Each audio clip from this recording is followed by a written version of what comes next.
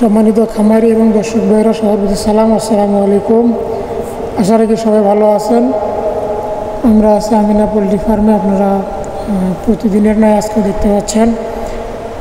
আজকে মুরগির বয়স হচ্ছে 15তম দিন। এখানে দুপুরের সময় প্রচণ্ড গরম, বাহিরে খামারের ভিতরেও অনেক গরম, যার কারণে দেখতে পাচ্ছেন ফ্যান চলতেছে এবং ফ্যান চলার পরেও এত গরম যে মুরগির বাচ্চাগুলো হা করে নিঃশ্বাস নিচ্ছে। চতুর্পাশের পর্দা উঠিয়ে দেওয়া হয়েছে, দেখতে পাচ্ছেন। 3টা ফ্যান চলতেছে, তারপরেও মুরগি হা করে নিঃশ্বাস নিচ্ছে, এত গরম। আসলে এই গরমে দুপুরে পানি দেওয়া হবে। অতিরিক্ত গরমের কারণে মুরগি নিঃশ্বাস নেবে এবং দেখা যাবে অনেক সময় মুরগি পায়খানার সঙ্গে পানি আসবে। এর আগে হয়তো একদিন আপনাদের বলছিলাম, গরমের কারণে মুরগির ঘামে না, কিন্তু মুরগির পায়খানার সঙ্গে পানি আসে, মুরগির পায়খানাগুলো নরম হয়ে যায়, রসালো ভাব হয়। এর থেকে মূলত বাঁচার উপায় হচ্ছে মুরগি যেন খামার ঠান্ডা থাকে, সেটি মূলত মূল উপায়। এবং আরেকটি বিষয় সেটি হচ্ছে দুপুরে পানি যেহেতু আমরা দিব, পানিগুলো অনেক ঠান্ডা পানি দিতে হবে। এবং এর সঙ্গে যদি আমরা স্যালাইন অথবা গ্লুকোজ দিতে পারবো। আর যদি না দিতে পারি তাহলে ঘরোয়া একটি সমাধান আছে, সেটি হচ্ছে আমরা বাজারে বা আমাদের গাছে যে লেবু আছে, এই লেবু দিতে পারি। কারণ লেবু হচ্ছে ভিটামিন সি। এই ভিটামিন সি দিলে মুরগির যে পানির যে শূন্যতা আছে, এই পানির শূন্যতাটা অনেক ঘাটতি পূরণ করবে আর কি। যার কারণে আমরা চেষ্টা করব দুপুরে অতিরিক্ত গরম হলে আমরা পানির সঙ্গে লেবু দেব।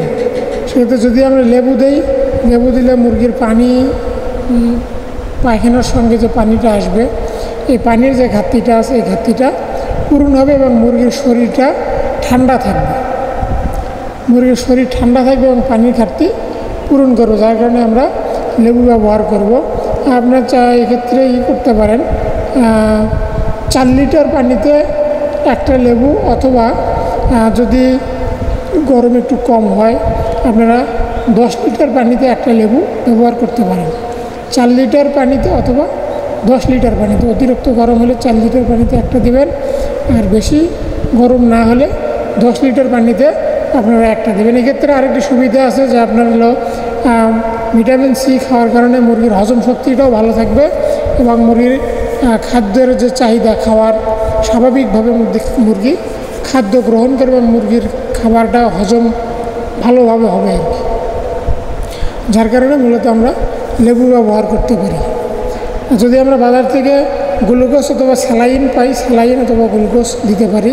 যদি একান্তই না পাই তাহলে ঘরোয়া ট্রিটমেন্ট, যেটা আমি আপনাদের বললাম, যে একেবারে হাতের কাছে লেবুর গাছ প্রায় প্রত্যেক বাড়িতেই আছে, সেখান থেকে আপনারা পরিপূর্ণ বয়স্ক লেবু আর কি, পরিপোক্ত লেবু যেটাকে বলি আমরা, সেই লেবু আমরা দিতে পারি। দিলে মুরগির মূলত 2টি বিষয়, একটি হচ্ছে পানির যে শূন্যতাটা কমাবে এবং মুরগির খাবার যে একটা চাহিদা, খাবার রুচি আর কি, রুচিটা বৃদ্ধি করবে।